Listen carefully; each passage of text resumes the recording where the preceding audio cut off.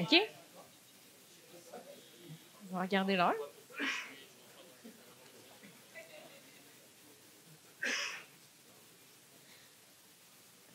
OK. Salut la gang, ça va bien? Ouais, OK. Pour l'instant, on passe un bon moment ici à l'Agile Tour. Ouais, OK, super. Ben, merci à vous d'être ici avec moi aujourd'hui. Ça me fait super plaisir de voir vos visages ici rassemblés. Merci à l'organisation, évidemment, pour cette belle journée. Donc, sans plus tarder, je me présente. Mon nom, c'est Myriam Moore. Je suis développeuse logicielle, Scrum Master et agente de changement chez Elaps Technologies, une entreprise avec laquelle j'évolue depuis les 5 dernières années. Chez Elaps, on spécialise un petit peu plus du côté de l'accompagnement puis de l'enseignement en lien avec les pratiques d'agilité et d'ingénierie logicielle. Donc, en parallèle de ça, je suis aussi auxiliaire d'enseignement à l'Université Laval dans le département d'informatique et de génie logiciel. J'aime beaucoup aider les étudiants à découvrir ce monde-là qui est le nôtre. Ce qui est important aussi de savoir, c'est que je suis vraiment passionnée de notre domaine. C'est plein de complexité, puis chaque jour, pour moi, ça vient avec son lot de questions intéressantes qui me drive, puis qui m'intéressent, puis qui permet d'évoluer dans cette industrie-là. Donc, j'aime le côté technique, évidemment. Je suis développeuse logicielle. Je m'intéresse aussi au côté humain, donc comment, en tant que groupe de personnes, on s'organise, puis on met des objectifs, puis on les atteint ensemble. Ça, c'est vraiment les deux facettes que j'aime. Puis, ce qu'il faut vraiment savoir à mon sujet, c'est que je suis développeuse logicielle en premier. J'ai été formée là-dedans, j'ai étudié là-dedans. C'est vraiment mon créneau numéro 1. C'est vraiment dans les 2 à 3 dernières années où j'ai été amenée à avoir un second chapeau sur ma tête, qui est celui de Scrum Master. Donc, lorsqu'on parle de rôle combiné, de double rôle, de 2 chapeaux à mettre sur sa tête, je pense que j'ai une idée de ce que ça représente. Donc, dans la salle, je serais intéressée de savoir qui sont les développeurs dans la salle. Levez la main. OK, il y a pas mal de monde ici. Puis, c'est qui serait Scrum Master dans la salle? OK. Y a-t-il du monde qui, comme moi, a les 2 chapeaux? Ah, fait que je suis pas toute seule. Fait que si c'est ma réalité, puis c'est la vôtre probablement, même si c'est le cas, je me pose toujours la question, est-ce que c'est idéal? Est-ce que combiner le rôle de Scrum Master et de développeur à la fois, c'est-tu vraiment une bonne idée? Donc aujourd'hui, on va décortiquer la question, puis j'ose espérer vous donner des pistes de solutions. Donc, avant d'entrer dans le vif du sujet, j'aimerais tout particulièrement vous partager le processus de recherche qui a eu lieu pour, dans le fond, la création de ce moment-ci qu'on vit ensemble. Donc, moi, j'ai eu l'opportunité ici d'aller collaborer avec des acteurs et des actrices au niveau du domaine de l'agilité et du développement logiciel au Québec. Je suis allée sonder leur opinion parce que pour moi, c'était important de, oui, baser ma présentation sur ma propre pratique puis mes propres expériences, mais d'aller chercher celle des autres pour vraiment aller combiner ça puis vous offrir une vision peut-être un peu plus globale, un peu plus qui pourrait vous parler en lien avec votre réalité. Donc, je pense que c'est aussi en lien avec ce qu'on essaie de faire ici. On est tous ici pour partager, prendre un petit peu d'apprentissage, le ramener de notre côté en tant qu'agent de changement dans une organisation. Donc, ça va vraiment avec les objectifs. Donc, comment est-ce que ça s'est passé? Moi, de mon côté, depuis le mois de juillet, je ramasse des données, puis comment je le fais, c'est des entrevues personne à personne avec différents profils de notre industrie. Ici, vous avez une idée, différents genres, expériences, types d'entreprises, aussi des rôles différents, combinés ou non, tout ça. Puis, j'ai développé aussi un questionnaire qui a posé des questions en lien avec la pratique de développeur, celle de Scrum Master et la réalité là, de combiner les 2 à la fois. Donc, pour ceux qui pourraient se questionner, évidemment, c'est ma propre recherche, ce n'est pas statistiquement valable, mais pour moi, ça venait vraiment aller chercher mon objectif qui est de vous offrir là, quelque chose de peut-être plus global, en fait. OK, allons-y dans le sujet, vraiment, maintenant que les présentations sont faites. J'aimerais vous partager, en lien avec les entrevues que j'ai eues, une citation ici de notre collaborateur Mathieu, qui est Scrum Master et coach agile, qui nous dit « Aujourd'hui, toutes les équipes ont touché à l'agilité d'une certaine manière. Puis, tout le monde se considère agile, puis des fois, en tant qu'agent de changement, on se bute à des pratiques établies, puis ça peut être difficile à ce moment-là de les challenger ou de les redéfinir à ce moment-là.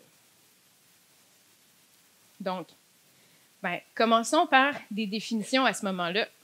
en lien avec ça. Donc, finalement, c'est quoi être développeur? C'est quoi un Scrum Master? Puis, c'est quoi les responsabilités qu'on associe à ce genre de rôle-là? Développeur en premier, évidemment. Je viens chercher ma définition dans le guide Scrum. Hein? On parle de Scrum aujourd'hui. Allons chercher de ce côté-là. Qu'est-ce qu'on nous dit?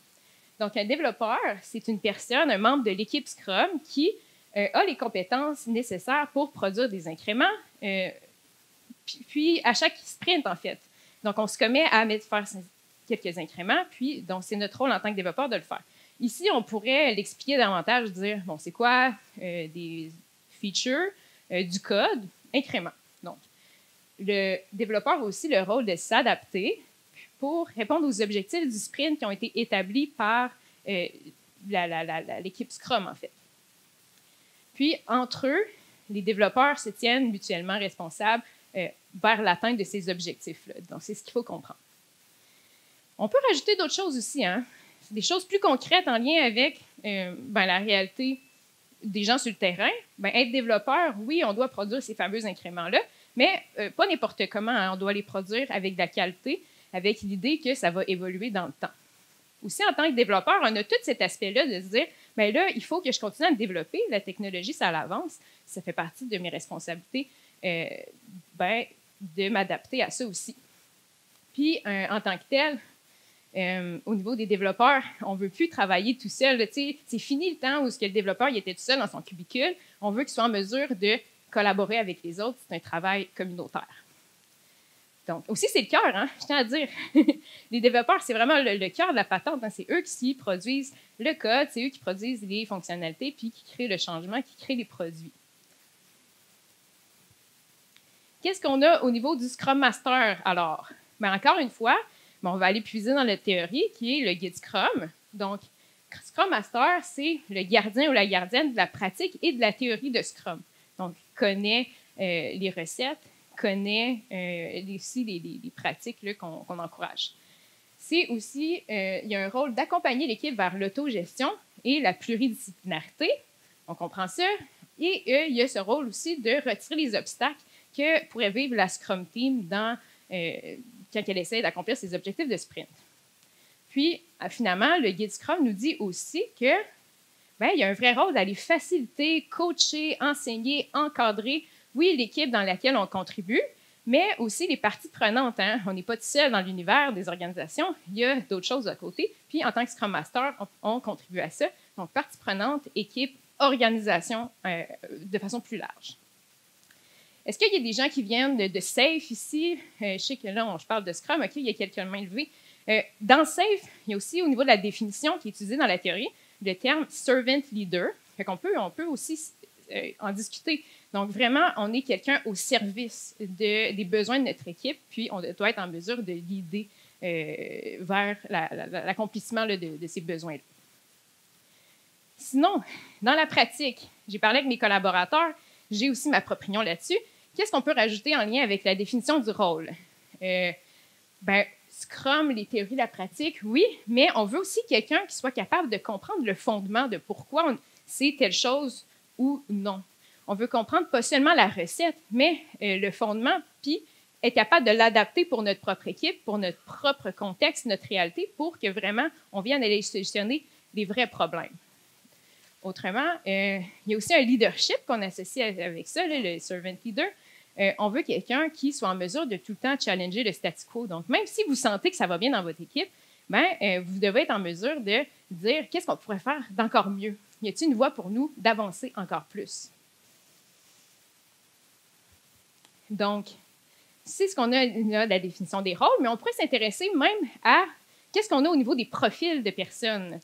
Ici, j'ai une visualisation que j'ai pour vous, puis je l'ai appelée « Perception et attente » sur les compétences et les connaissances qu'on associe à chacun de ces rôles-là.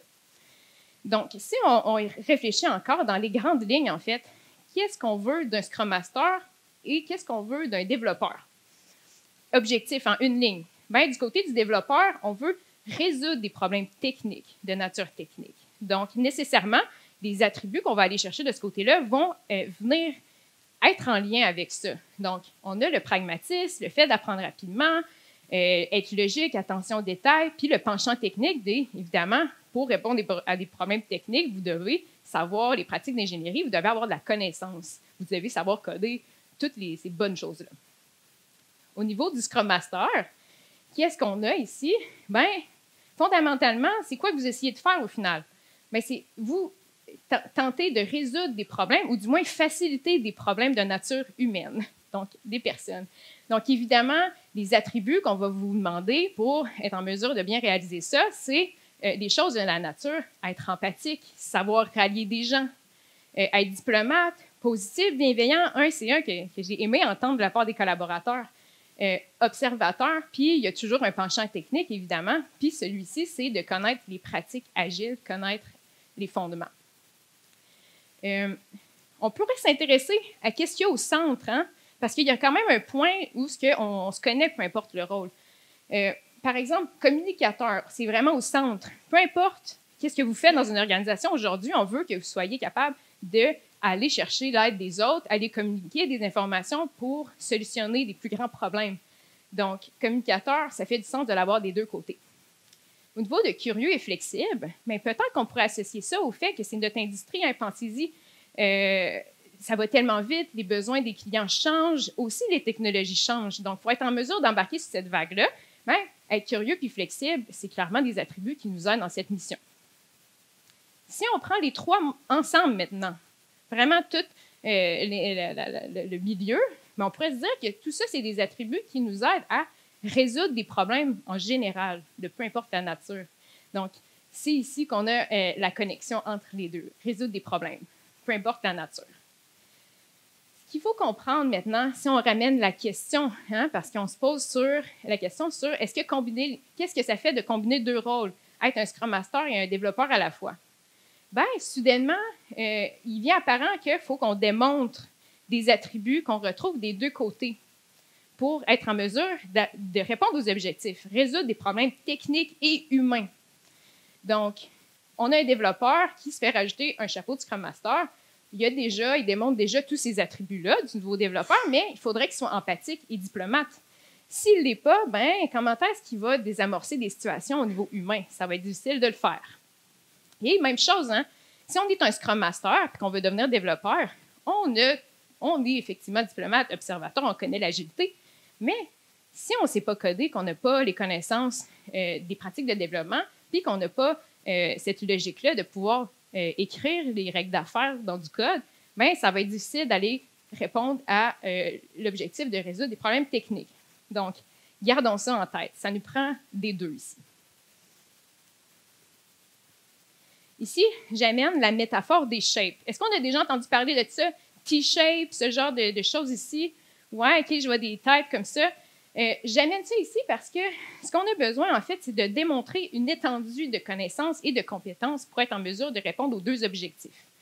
Puis, il y a un niveau d'expertise aussi qu'on peut associer à ça.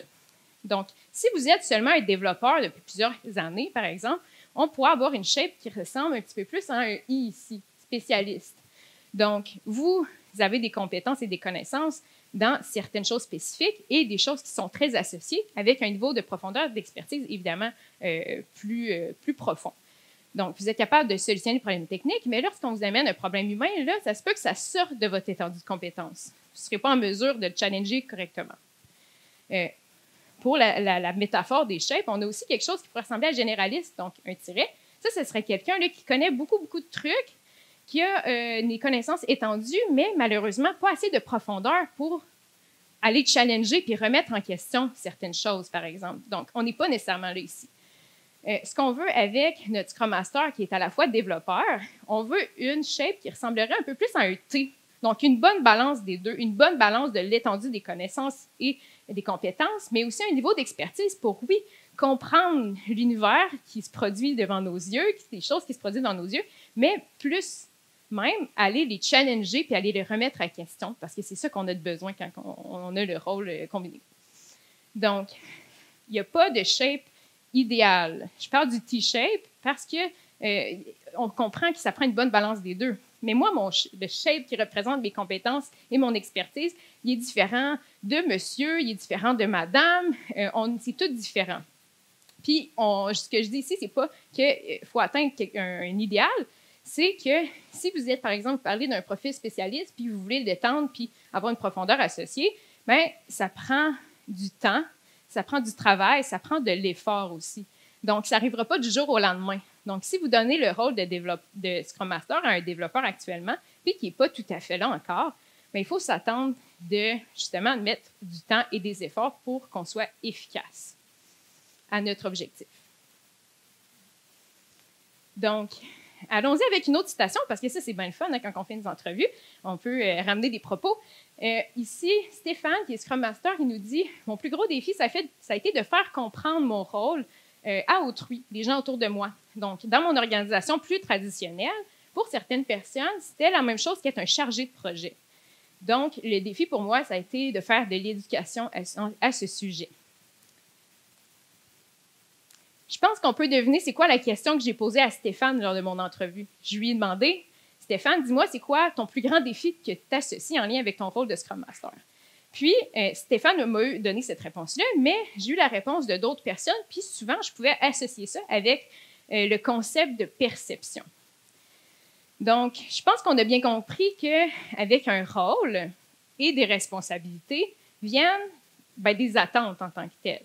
Donc, si nous, les individus de l'organisation puis les parties prenantes, on n'a pas une perception similaire d'un rôle et de ses responsabilités, nécessairement, on va avoir des attentes différentes. Puis ça peut être vraiment une problématique. Hein? Si pour Stéphane puis son organisation traditionnelle, être un Scrum Master, c'est comme être un chargé de projet, il y a certaines attentes qui vont avec ça autour de lui. Si pour une équipe, par exemple, être un Scrum Master, c'est quelqu'un qui anime des meetings, fais-tu d'autres choses? On n'est pas certain. Mais c'est une autre perception avec laquelle il faut travailler.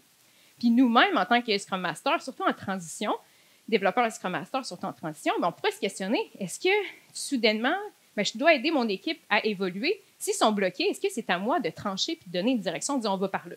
On pourrait se questionner aussi. Donc, l'agilité, hein, c'est un gros sujet. On est ici en ce moment. On n'est pas nécessairement à la même place en lien avec ça. Puis, il y a beaucoup de zones grises. Comme Scrum aussi. Peut-être que c'est par design en tant que tel, parce qu'on doit se questionner, puis se réapproprier, puis dire, bon, en termes d'agilité, quels sont nos objectifs pour notre organisation, pour notre contexte, puis il faut se l'approprier, puis partager ces objectifs et cette vision-là, ce qui va nous permettre un meilleur alignement en tant que tel pour toutes les parties prenantes, puis surtout les agents de changement, comme le Scrum Master. C'est vraiment clé, parce que lorsque vous êtes un Scrum Master, vous devez savoir c'est quoi les attentes autour de vous pour faire les meilleures actions pour créer cette vision-là à long terme. C'est toutes les petites actions que vous faites au bon moment qui font la différence. Puis, il y a aussi, je pense qu'on peut le ramener de ce que Stéphane nous disait, ça se peut que l'alignement, même si on en discute, c'est culturel aussi. Hein, ça ne veut pas dire que c'est parfait. Puis, on ne s'attend pas que ça soit parfait, mais le fait d'en parler puis de l'avoir clair quelque part, ça permet de démocratiser ça, le besoin d'aller faire de l'éducation à ce sujet-là lorsqu'on travaille en tant qu'agent de changement. Donc, au niveau des perceptions, effectivement, c'est important d'en parler. Oui, puis là, je tiens à dire, hein, j'ai focusé beaucoup du côté du Scrum Master parce que selon mon expérience à moi, puis possiblement des gens dans la salle, c'est plus vers là qu'on s'accorde un peu moins. C'est moins clair. Un développeur, c'est toujours plus clair. Hein? On s'attend à ce qu'il produise du code de qualité, il continue à se former, il respecte les délais, ce genre de choses-là. C'est moins un enjeu de discussion. Mais je ramène la question, lorsqu'on est développeur et Scrum Master à la fois, mais soudainement, avec toutes les responsabilités, viennent des attentes, puis vous avez un rôle combiné. Donc, vous avez le double des attentes. Puis là, ça peut commencer à faire beaucoup hein, pour une seule personne. Donc, allons du côté des inconvénients, puis on va essayer d'en explorer d'autres. OK. Charge mentale. On définit ça par la sollicitation constante des capacités cognitives et émotionnelles d'une personne liée à la planification, à la gestion et à l'exécution d'une tâche ou d'un ensemble de tâches. Si je vous dis charge mentale, pour ceux qui font un rôle combiné, est-ce que ça vous parle? Est-ce que vous pensez avoir vécu ça déjà? Oui, je vois des têtes, OK. Lorsque j'ai fait mes entrevues, c'est l'inconvénient qui m'a été présenté le plus de fois. Pensons-y. On est développeur, qu'est-ce qu'on a besoin pour faire notre objectif? bien, ça prend de la concentration et du focus. C'est ce qui nous permet d'être dans la zone, puis d'aller faire le travail, d'aller codifier ce qu'on a besoin. Ce qu'on a besoin du côté du Scrum Master dans une même journée pour faire répondre à nos objectifs, c'est, bien, il faut être observateur, il faut qu'on regarde quelle action je peux faire aujourd'hui pour créer ce changement-là à long terme, parce que c'est vraiment toutes les petites actions qui vont me permettre de faire ça. Donc ici, si vous essayez de faire ça en même temps, bien, ça se peut que votre cerveau ait de la difficulté. Hein? On vient chercher du cognitif, on vient chercher de l'émotionnel, mixer ça en même temps. Vous avez un flot aussi de pensée là, qui part, qui s'arrête pas. Par exemple, moi, je vais donner un exemple, surtout en début de transition, quand j'ai pris mon chapeau de Scrum Master. Bien, un matin, il faut que je travaille sur une feature. J'essaie de la terminer d'ici la fin de la journée. Ça serait important parce que j'ai un délai à respecter. OK? Mais je sais que j'ai un meeting, puis je vais avoir une conversation difficile avec quelqu'un. Puis là, ça me travaille un peu, mais je veux me préparer mentalement pour ça. Donc, j'ai cette conversation difficile-là. Mais à la fin de la journée, bien, je suis un peu drainée. Puis là, j'ai des choses à faire autres dans un tout autre contexte de pensée. Ça peut être difficile à dealer avec ça. Puis pour des gens qui, comme moi, aiment performer, bien, si on ne se sent pas efficace dans chacun de nos rôles, bien là, on peut perdre la motivation. Puis une charge mentale trop élevée pendant trop longtemps, ça crée du stress puis de l'épuisement. Puis évidemment, c'est des choses qu'on ne veut pas qui arrivent. Un piège inconvénient qu'on pourrait identifier, en fait, que j'ai identifié en discutant avec des gens, c'est le lien avec l'autorité et la hiérarchie. Dans certaines organisations, vous avez le rôle de Scrum Master, mais ça vient, on dirait, avec une autorité ou une hiérarchie associée. Puis ça, directement, ça crée un conflit d'intérêts. Puis ces conflits d'intérêts-là, ils peuvent engendrer une confusion dans les messages que vous amenez à votre équipe. Ils peuvent créer de la retenue aussi. Hein? Les gens ne vont pas vous parler des vrais problèmes. Ils ont peut-être un peu peur de votre réaction ou du choix que vous allez faire ensuite. Puis, il y a vraiment un problème de confiance qui peut s'installer. Tu sais, je reviens avec mon exemple. Mettons, vous êtes un Scrum Master, puis en même temps, vous êtes un lead technique. Votre côté Scrum Master vous dit, bien là, on va les laisser expérimenter, il faut qu'ils apprennent. Mais votre côté de lead technique dit, bien là, moi, j'ai une direction, j'ai une architecture dans laquelle il faut vraiment fitter. Il faut que je leur pointe. Vous avez un conflit d'intérêts. On peut continuer avec les biais et les réflexes. Pour ceux qui ont un double rôle, est-ce que vous avez commencé comme développeur en premier, puis comme moi, vous avez fait rajouter le chapeau? Oui, hein, ça vient comme en deuxième. Hein? Fait que vous avez un bagage de développeur en premier. Puis ça, avec ça, ça vient des habitudes, puis des réflexes, hein, qu'on le veuille ou non. Donc, nécessairement, on est prône à des biais. Lorsqu'on est développeur et Scrum Master à la fois, bien, ici, on peut avoir des réflexes contre-productifs. Je vous donne un exemple, un fameux exemple. Bien, votre équipe a subi de la pression. Il faut livrer vite, vite, vite. Il y a quelqu'un qui attend après nous. Vous avez deux rôles. Quel chapeau allez-vous mettre? Allez-vous vous mettre au clavier puis aller aider l'équipe, ou vous allez prendre un step back puis vous allez observer, bien, y a-t-il quelque chose que je peux faire? Y a-t-il un bloquant? Y a-t-il quelque chose qui alimente ce phénomène de ce qu'on vit de la pression?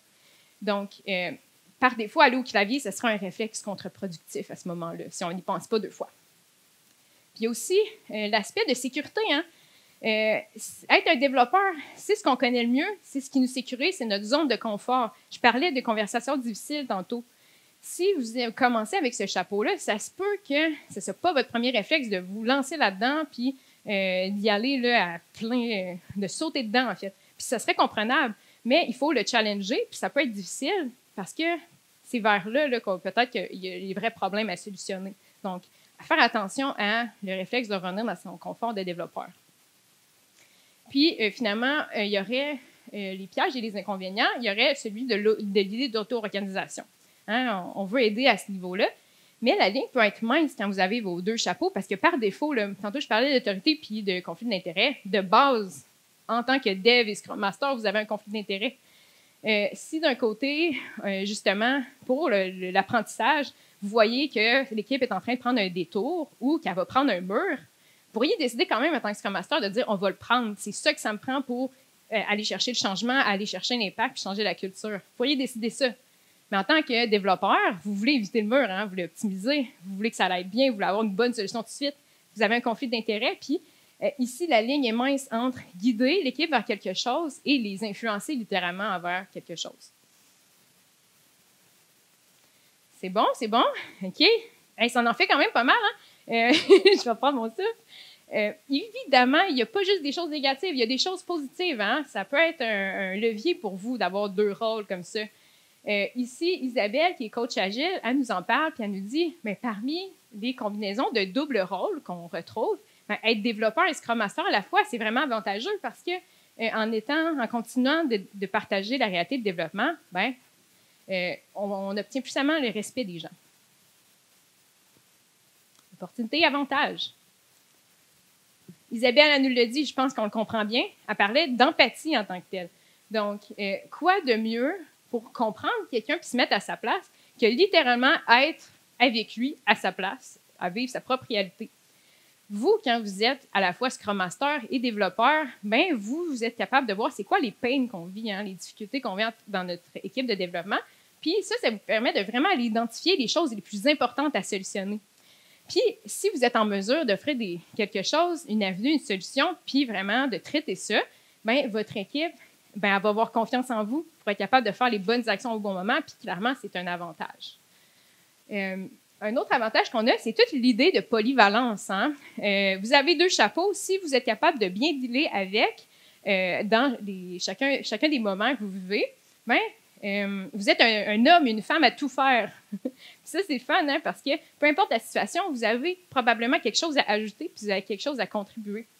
Puis encore une fois, ça augmente la confiance que les gens ont envers vous. On vient vers vous pour de l'aide, votre équipe, puis même les organisations aussi vont vous voir de cette façon-là. Puis, évidemment, c'est le fun. Autrement, on a l'idée du raccourci. Hein? Vous comprenez l'impact de technicalité sur des décisions de plus haut niveau. Pas besoin de poser 1000 questions. Vous le savez de base, idéalement. Donc, wow! Excusez, j'ai fait quelque chose. Hein? OK. C'est-tu correct en arrière? OK. Ah, mon Dieu, ça fait un choc, hein? Si vous n'y étiez pas réveillé, maintenant vous l'êtes en tout cas, hein? OK. Je ne sais pas si c'est ma faute, mais je vais tenir ça loin, OK? Raccourci, backlog refinement, hein, on en fait toutes. Vous êtes un Scrum Master développeur, vous parlez d'une feature de haut niveau, des besoins du client, blablabla. Puis là, soudainement, il y a un élément full technique qui arrive, puis là, on creuse là-dedans, puis là, on ne s'arrête pas de parler, puis là, finalement, on n'est plus rapport dans le sujet. En tant que développeur et Scrum Master à la fois, vous pouvez dire, OK, c'est assez, on est assez loin, on revient au contexte de départ. C'est plus facile pour vous. Raccourci. Puis finalement, au niveau de ce qu'on a en lien avec influencer les causes à effet. Je reviens avec l'idée du T-shape qu'on parlait. En tant que Scrum Master et développeur, vous devriez démontrer idéalement une étendue de connaissances et de compétences assez large pour couvrir l'aspect processus et humain et l'aspect technique. Donc, vous pouvez utiliser ce monde-là, les liens entre ça, comme un levier pour aller influencer d'un côté ou de l'autre les pratiques. OK? Accelerate. Ce dernier point-là, je vais en parler un petit peu plus en détail en basant mon argumentaire sur cette étude-là qui a été publiée dans le livre Accelerate. Donc, qu'est-ce que c'est Accelerate? C'est une étude qui a été faite entre 2014 et 2017 sur les pratiques de génie logiciel de plus de 2000 entreprises à travers le monde, des grosses, des petites. Cette fois-ci, c'est statistiquement valide. Puis, la question, c'était, qu'est-ce qui rend les entreprises performantes? Donc, ici, on a un résumé des liens qui ont été faits par l'équipe de Accelerate. Donc, la façon qu'on peut lire, c'est des prédicteurs. Donc, A prédit B, qui prédit C, qui prédit... Non. OK, on comprend? Alors, là qu'on a cette visualisation-là, en tant que Scrum Master, c'est quoi les chemins sur lesquels on peut aller travailler puis influencer vers la performance?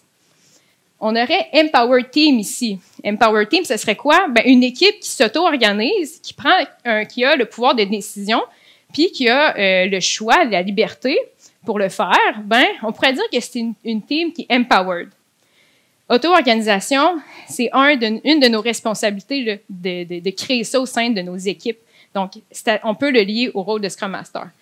En ayant des équipes empowered, on s'est prédit la capacité de continuer de livrer de façon continue, qui nous prédit la capacité d'avoir une performance au niveau de la livraison des softwares et évidemment qui va vers la performance organisationnelle. On a un premier chemin sur lesquels on peut travailler.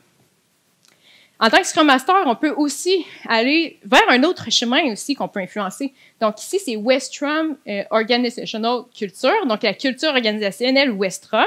Ce qu'on veut dire par là, c'est une organisation où on prône la collaboration, la communication, puis la confiance. Ça prédit la satisfaction au travail, hein? Puis ça prédit évidemment la performance organisationnelle. Donc on a un second chemin sur lequel travailler en tant que Scrum Master. On se rappelle de notre question. On est Scrum Master, oui, on a ces chemins-là, mais on est aussi un développeur. Fait qu'on a d'autres façons de travailler puis de se faire un chemin jusqu'à la performance. Ici, c'est un peu plus subtil. On peut, en tant que développeur, lorsqu'on connaît nos pratiques, travailler sur, par exemple, l'intégration continue ou l'automatisation des tests ou travailler sur des architectures faiblement couplées. On a les outils pour le faire, on a possiblement des idées. Puis tout ça, c'est des facteurs qui peuvent nous influencer vers la performance organisationnelle. Ce qu'il faut comprendre maintenant, lorsqu'on a les deux rôles, c'est qu'il y a plus de voies pour nous sur lesquelles travailler. Puis si notre étendue de compétences et de connaissances et notre niveau d'expertise y est là, on comprend les liens intrinsèques entre ces deux choses-là. Fait qu'on peut utiliser ça comme des leviers. Je vais vous donner un exemple. Un exemple quand même, j'ose espérer peut-être que vous allez peut-être relater. Vous avez un sprint défini avec votre équipe, avec plusieurs items à l'intérieur que vous voulez compléter d'ici la fin du sprint. Il y a un commitment qui se fait en lien avec ça, puis on essaie d'accomplir ça. Malheureusement, vous devez toujours arrêter votre sprint. Vous ne pouvez pas faire les items parce qu'on a des bugs en production, il y a des choses qui nous reviennent dans les mains, puis là, faut travailler là-dessus, on est arrêté. Vous, en tant que Scrum Master et développeur, vous pouvez faire des liens en vous disant, ici, mon processus, il est arrêté, mon flow, il est arrêté, comment est-ce que je peux aller solutionner ça? Idéalement, est-ce qu'on peut aller faire plus de tests automatisés, par exemple, pour nous accompagner lors du développement, pour peut-être avoir une meilleure stabilité, puis aller réduire les possibilités de devoir rework et d'avoir des bugs en production? Donc, vous avez un levier, puis vous êtes capable de mieux identifier ces liens-là, puis d'aller travailler là-dessus et même d'accompagner à ce niveau-là avec vos connaissances. Donc, si vous, par exemple, travaillez sur vos tests automatisés, soudainement, ça crée une meilleure stabilité de votre plateforme. On a plus confiance en elle aussi, ça vous revient moins. Puis là, sur votre sprint, les commitments que vous avez faits, vous êtes capable de les finir. Puis, tout ça ouvre un monde à on peut-tu aller sortir des métriques si notre sprint est différente maintenant que le chemin est plus tapé? Puis ça, c'est une autre occasion pour vous d'avoir des indices sur quoi travailler la prochaine fois. OK? On s'en vient avec possiblement des réponses ou du moins des pistes de solutions. OK? Ici, j'ai demandé à mes collaborateurs et collaboratrices si devant vous, vous aviez quelqu'un qui a un double rôle ou qui s'apprête à prendre un double rôle de Scrum Master et développeur, ce serait quoi vos conseils personnels? Fait que Rémi, qui est Scrum Master, développeur et chef d'équipe dans son organisation, il nous dit, prenez le temps d'apprendre votre rôle puis de vous l'approprier. Hein? Évitez de rusher les affaires. S'il y a quelque chose que vous faites aujourd'hui puis que ça marche pas bien ou ça passe pas bien, réessayez demain. Dans le fond, créez-vous l'espace d'apprendre puis de vous approprier ça. Ce qui en fait quelque chose d'assez intéressant quand même. On a Alexandre ici, qui est directeur d'ingénierie dans son organisation, qui nous dit, pour ceux qui pensent donner le double rôle ou permettre un double rôle à quelqu'un au sein de l'organisation, pensez-y 2 fois, parce qu'il y a des conflits d'intérêts qui viennent avec ça, on en a parlé. Donc, peut-être pour une transition, pour votre contexte actuel, ça pourrait répondre à vos besoins, mais pensez-y de façon plus long terme. Est-ce que ces personnes-là vont être capables de dealer avec les conflits d'intérêts de façon efficace? Il faut y penser avant. Donc, allons-y avec des conseils. OK. C'est la question du départ ici. Est-ce que c'est une bonne idée de donner le rôle de Scrum Master à un développeur dans mon contexte? C'est important ici. Je ne passerai pas à travers tous les chemins, parce que ça dépend de vous. C'est à vous de répondre à ces questions-là. Mais il y a quand même des grandes questions sur lesquelles on peut s'interroger. Est-ce que la personne identifiée a le profil pour ce genre de rôle-là? Dépendant, pourriez vous questionner, s'il n'est pas tout à fait là, on est-tu en mesure d'aller l'aider puis lui donner les ressources en termes de temps puis de formation ou de coaching pour qu'elle y arrive finalement? Est-ce qu'elle démontre déjà la capacité de différencier ces 2 chapeaux puis de s'adapter en conséquence? Une autre bonne question. Puis finalement, une très bonne question qu'il faut toujours se poser, c'est, ben, on est-tu à l'aise avec l'idée qu'elle puisse prioriser son temps sur son rôle de Scrum Master, puis plus autant celui de développeur, qu'elle soit plus un contributeur du code comme elle l'était avant? On est-tu à l'aise avec ça? Vous pouvez poser cette question-là aussi. Donc, j'ai des conseils dépendant où est-ce que vous êtes en ce moment, dépendant de votre rôle aussi. On peut rajouter ça. Si vous êtes un membre de direction ou un gestionnaire, ben, on en a parlé au niveau des perceptions. Hein. Allez valider les perceptions qui existent auprès de vos parties prenantes en lien avec votre objectif d'agilité. Si c'est possible, offrez-leur une vision. Comme ça, l'alignement, il va être plus intéressant. On va être capable de travailler mieux tous ensemble. Si vous sentez que vous devez désigner quelqu'un, ben, prenez pas votre meilleure développeuse logicielle par défaut. Allez vraiment valider que le profil de personne fonctionne avec le rôle. Hein? Puis finalement, vous pourriez même laisser l'équipe choisir. Hein? Auto-organisation, on se rappelle de ça, mais par exemple, laissez-les pas sans outils. Votre rôle à ce moment-là, ça va être de leur donner les outils et les critères pour aller guider les choix. Vous êtes développeur et Scrum Master à la fois, donc c'est le cœur de notre discussion. Ben, préservez votre charge mentale, hein, on en a parlé. Réservez-vous du temps consacré à chacun de vos rôles. Il y a des attentes là. Il y a aussi tout le fait qu'il faut continuer à apprendre dans les deux rôles. Il faut se développer. Si vous êtes capable de concilier ces deux choses-là dans votre horaire, c'est l'idéal. Lorsque la pression se présente ici, analysez, traitez la vraie source des problèmes plutôt que de tomber dans les réflexes. À chaque fois que vous intervenez, posez-vous la question, j'ai quelque chose à dire, avec quel chapeau je vais transmettre ce message-là? Il faut que ça soit clair pour vous. Tout ça, c'est valide. Si vous avez un chapeau d'autorité qui se rajoute dans votre cas, bien, faites attention. Votre autorité pourrait avoir un impact sur l'acceptation puis la réception des messages. Essayez, pour éviter d'influencer ou d'avoir un conflit d'intérêt, de parler en dernier. Hein? Autrement, celui-là, il est répété. N'oubliez pas de vous poser la question, c'est quel chapeau que j'ai, c'est quel message que j'ai à donner, puis de rendre ça le plus clair possible, du moins dans votre esprit. Puis finalement, si vous avez une certaine autorité dans votre rôle, au besoin, pour certaines conversations importantes, certaines conversations difficiles qui pourraient y arriver, ben, soyez prêt à donner votre rôle de facilitateur à quelqu'un d'externe pour être en mesure d'avoir les bonnes discussions le plus possible. OK? Donc, on peut ramener encore la question, bien, conjuguer les rôles de développeur et de Scrum Master, est-ce une bonne idée? Bien, ça dépend. Ça dépend, puis c'est à vous de déterminer. Puis j'ose espérer qu'aujourd'hui, avec ce qu'on a discuté, avec les outils que je vous ai donnés, vous serez en mesure de faire un choix plus éclairé qui, évidemment, va fonctionner avec votre contexte. Donc, voilà. Merci à tous de votre écoute. Je ne sais pas combien de temps il nous reste, mais avez-vous des questions, des opinions, des choses que vous voulez partager avec moi en lien avec la question? Bien, si on a du temps, idéalement, ce serait le fun. Vous pouvez poser la question ou sinon, venez me voir hein, pendant la conférence. Je reste disponible pour vous connaître. Je vous jaser. OK?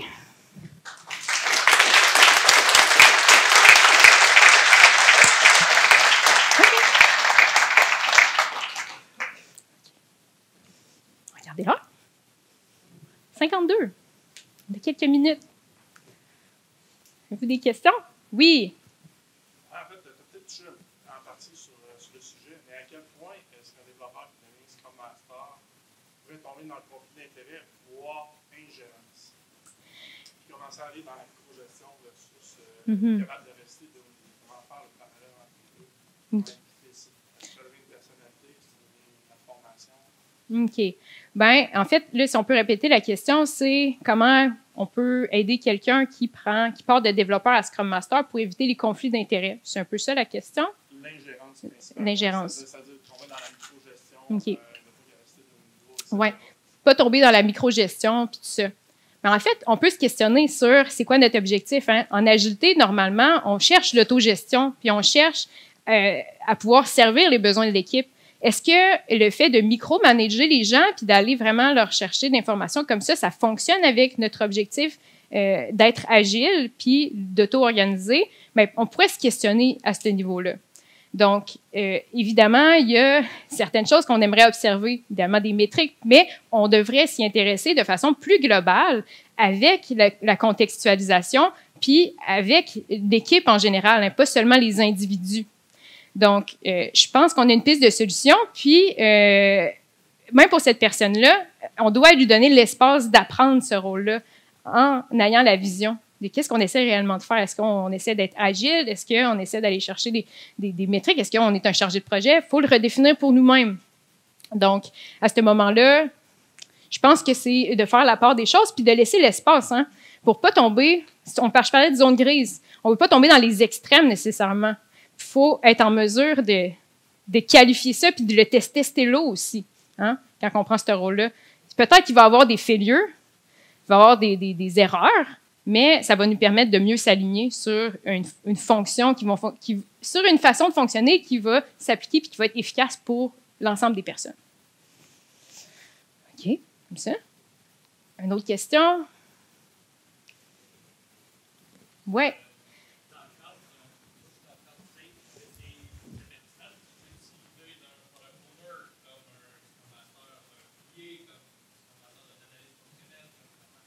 OK.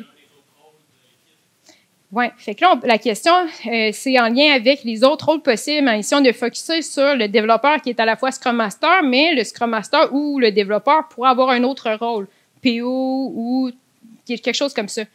Je pense que la plupart de l'argumentation que j'ai parlé peut s'appliquer surtout en termes des conflits d'intérêts. Il faut que ça soit clair pour vous lorsque vous entrez dans la pièce, vous avez une discussion à avoir, c'est lequel que vous devrez prioriser versus l'autre. Puis ça va changer votre discours en tant que tel. C'est possible de combiner ça. Il y a eu des gens avec qui j'ai discuté qui ont combiné Scrum Master, Dev, aussi une position d'autorité, par exemple lead technique ou même coach. Puis pour eux, c'est un travail de vraiment, justement, scinder les objectifs puis de faire un peu de caméléon pour pas introduire un conflit d'intérêts ou d'introduire une confusion au sein des personnes. Donc, idéalement, clarifiez-le pour vous. Si vous avez besoin d'extérioriser, de dire, bon, en ce moment, je focus sur tel aspect, je le laisse savoir, ça peut être une avenue aussi pour éviter la confusion.